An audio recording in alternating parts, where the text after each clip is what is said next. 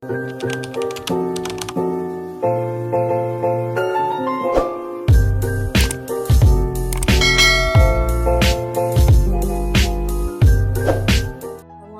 warahmatullahi wabarakatuh. Saya atas nama Waqiatul Hasanah dengan NIM 20210960111940. Di sini saya akan mempresentasikan mata kuliah Administrasi dan Supervisi Pendidikan yang berjudul Komunikasi dalam Administrasi Pendidikan. Dalam hal ini mata kuliah yang diampu oleh Bapak Fikri Farihin MPD. Selanjutnya kita masuk pada pembahasan yang pertama, yaitu pengertian komunikasi. Nah, bahasa komunikasi itu sendiri berasal dari bahasa Latin, yakni cum, yaitu kata depan yang berarti dengan dan bersama dengan, dan onus yaitu kata bilangan yang berarti satu. Nah, dari dua kata tersebut maka terbentuklah sebuah kata komunion yang dalam bahasa Inggris menjadi communion dan berarti kebersamaan, persatuan, persekutuan, gabungan, pergaulan, dan hubungan.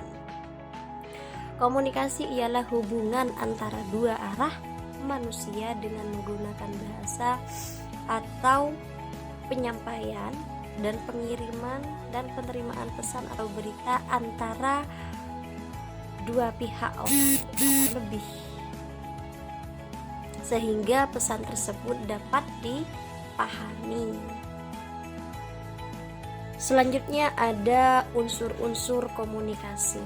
Nah, unsur-unsur komunikasi ini Oteng Sutisna mengemukakan bahwa dalam proses komunikasi tentunya memerlukan unsur-unsur komunikasi. Nah, apa saja unsur-unsur tersebut?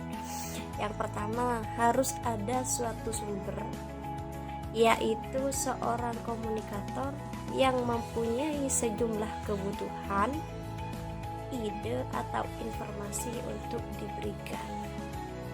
Berarti harus adanya sumber atas terlaksananya komunikasi tersebut.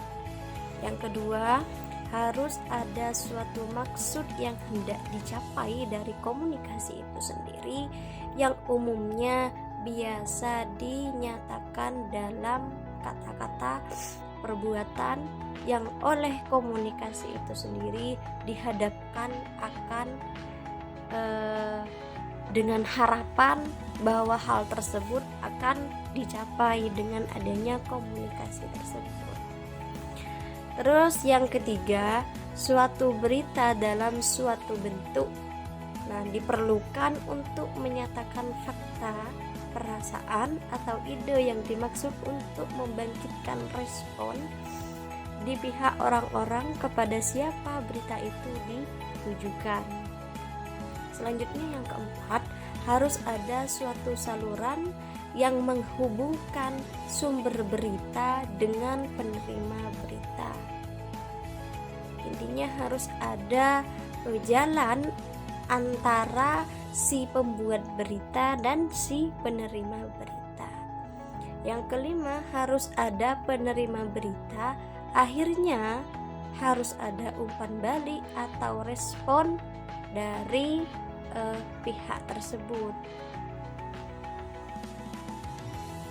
Selanjutnya kita masuk pada fungsi-fungsi komunikasi. Nah, menurut Maman Ukas bahwa fungsi komunikasi adalah yang pertama ada fungsi informasi, yang kedua fungsi komando akan perintah, yang ketiga fungsi mempengaruhi dan penyaluran, dan yang keempat ada fungsi integrasi. Nah, itulah adalah 4 fungsi dari komunikasi. Selanjutnya kita masuk pada efektivitas proses komunikasi. Nah, menurut Marsetio Dono Seputro di sini menjelaskan bahwa dalam proses komunikasi ada beberapa ketentuan, antara lain yang pertama, karena komunikasi mempunyai suatu maksud, maka suatu message atau stimulus selalu ditujukan kepada sekelompok orang tertentu. Nah, ini disebut penerima yang tertentu. Yang kedua, komunikator berkeinginan menimbulkan suatu respon kepada penerima yang sesuai dengan maksud yang dibawakan oleh message itu sendiri atau stimulus tertentu. Nah, yang ketiga, suatu komunikasi dinyatakan berhasil jika respon yang timbul pada penerima sesuai dengan maksud komunikasi itu sendiri. Nah, dalam prosesnya, bahwa komunikasi merupakan suatu proses sosial untuk mentransmisikan atau menyampaikan perasaan atau informasi baik yang berupa ide-ide atau gagasan-gagasan dalam rangka mempengaruhi orang lain agar komunikasi tersebut berjalan dengan efektif. Komunikator hendaknya mampu mengatur aliran pemberitaan ketiga arah, yakni ke bawah, ke atas, ke samping, atau mendatar.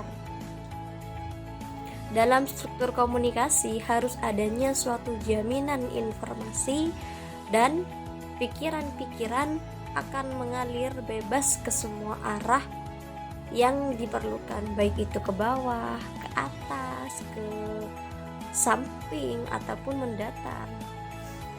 Nah, satu saluran komunikasi tersebut tentulah formal atau tertentu atau lebih, dan dari setiap personal atau anggota adanya perlu atau harus ada proses tersebut. Nah, jadi kesimpulannya adalah komunikasi ialah proses menyalurkan informasi, ide, penjelasan, perasaan, pertanyaan dari orang ke orang lain atau dari kelompok ke kelompok lain. Ia adalah proses interaksi antara orang-orang atau sekelompok orang yang dilakukan untuk mempengaruhi sikap dan perilaku orang-orang dan kelompok. Nah, sesuai dengan tujuannya bahwa terjadinya komunikasi mempunyai beberapa fungsi, antara lain ada fungsi informasi, ada fungsi komando, akan perintah, fungsi mempengaruhi dan menyalurkan, dan fungsi integrasi. Ada juga proses komunikasi yang mana hal tersebut harus terjadi agar apa yang diinginkan dari komunikasi itu bisa efektif. Mungkin itu yang bisa saya sampaikan, kurang lebihnya saya mohon maaf yang sebesar-besarnya. Saya akhiri. Wassalamualaikum warahmatullahi wabarakatuh.